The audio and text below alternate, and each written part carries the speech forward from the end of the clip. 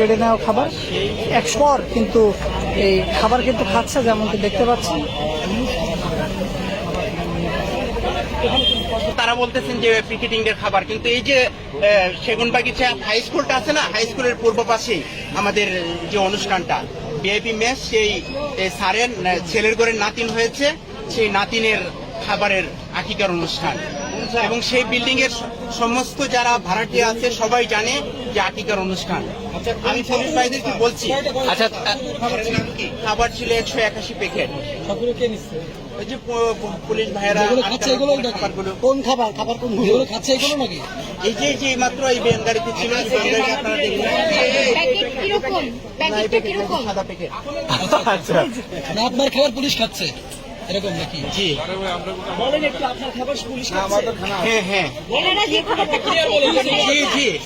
জি জি clear বলেন, কথা বলেন, কোথা নিচ্ছেন খাবারগুলো ক্লিয়ার বলেন। আমি আজকে আমার অফিসের যে স্যার, সেই স্যারের নাতির আজকে আকিকা অনুষ্ঠান, নাতিন হয়েছে। কথা বলতে হ্যাঁ, আকিকা অনুষ্ঠানের খাবার নিয়ে আমি পুরান ঢাকা থেকে পুরান ঢাকা থেকে এসেছি। আসার পরে এখানে কোথাও আমাকে আটকানো হয় না। খাবার ছিল 181 প্যাকেট খাবার। এখন আমার মোবাইল তারা নিয়ে গেছেন, খাবারগুলো সব পুলিশ নিয়ে গেছে। পুলিশ খাবার আনছে, এই মিছিলিতে লোকের খাবার দোকান দিচ্ছে।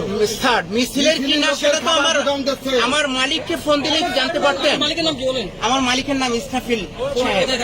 এই যে সেগুনবাগিচা হাই স্কুলের পূর্ব পাশে যে বিল্ডিং ভিআইপি মেসে, এবং আমি একটা পত্রিকার সাথে জড়িত আছি, সেই পত্রিকার নাম হচ্ছে অপরাধ তথ্যচিত্র, সাপ্তাহিক পত্রিকা।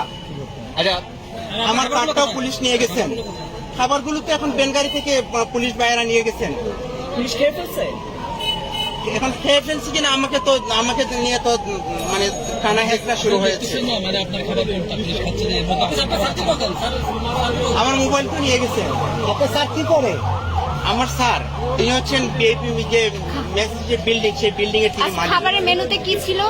খাবারের মেনুতে ছিল মানে খাসি বিরিয়ানি। আকিকা অনুষ্ঠান উপলক্ষে গরিব দুঃখীদের মাঝে সে খাবার বিতরণ হবে তার, এবং ওই বিল্ডিং এ যারা আছেন ওই বিল্ডিং এর সমস্ত লোকদেরকে ভিআইপি মেসের সমস্ত ভাড়াটিয়াদেরকে আমরা দাওয়াত